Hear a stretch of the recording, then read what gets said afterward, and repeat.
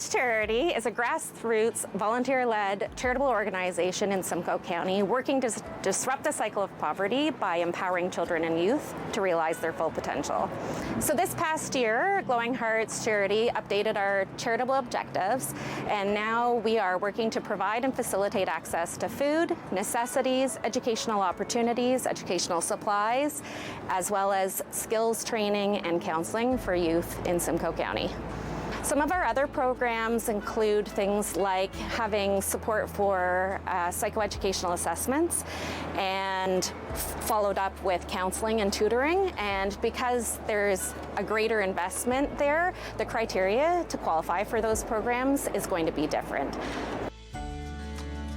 For programs like our backpack program, we have a form on our website where people can nominate youth in need.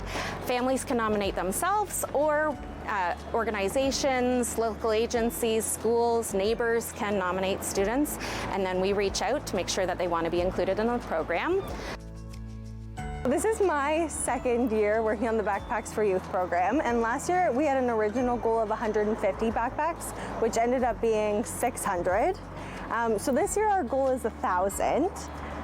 We have a list on our website that tells you what items we're most in need of and what's most important. We have multiple donation drop-off locations. The best way to find out which location is closest to you is to check our website.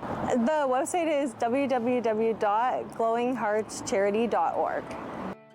Our goal is that we will have collected all of the supplies that we need to fill the bags before the end of June, because July will be our month to pack the backpacks and distribute them to the families and the children and youth that need them.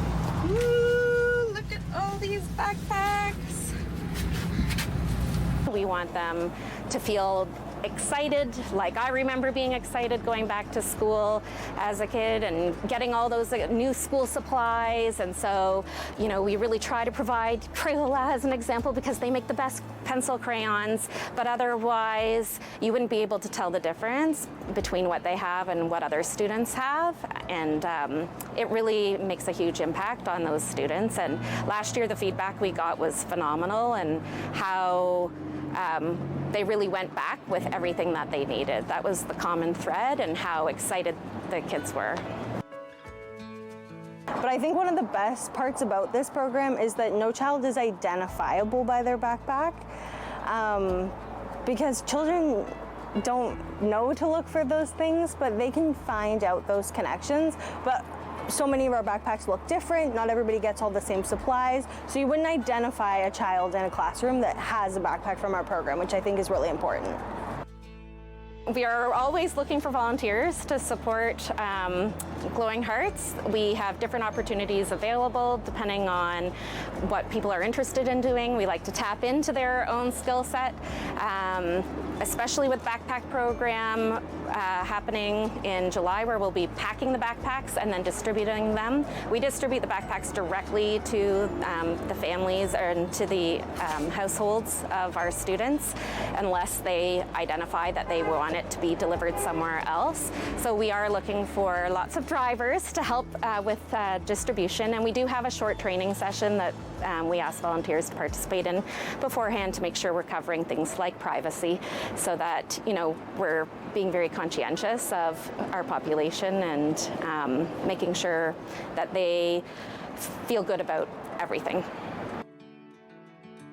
With the pandemic, there's been lots of lost opportunities to get involved in the community. So volunteering for local organizations, especially Glowing Hearts, even just at events that we participate, is a great way to meet other people in the community and get out and learn about what's happening in your community and how you can get involved.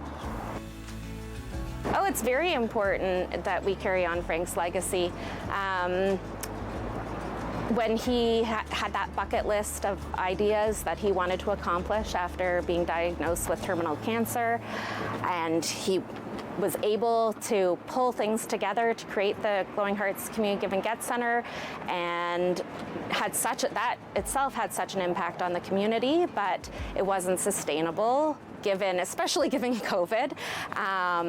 And our board, we are all volunteer. Everyone on the board is volunteer. We have no paid staff except our summer student who's covered by a grant. And so we knew we couldn't have a space to continue on. And that really helps us, bring down the cost so that we can really direct funds that come in to the important programs that we're wanting to run.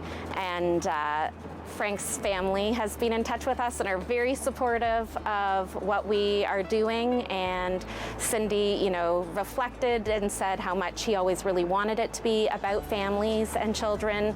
And so we're just carrying on that initial goal he had in mind. I wish I had the pleasure of meeting Frank, but from the feedback I've heard from either donors who have continued to donate, who were previously connected with him, or family members, I think he would be thrilled to see where things have gone with Glowing Hearts Charity and where we're headed next. Help us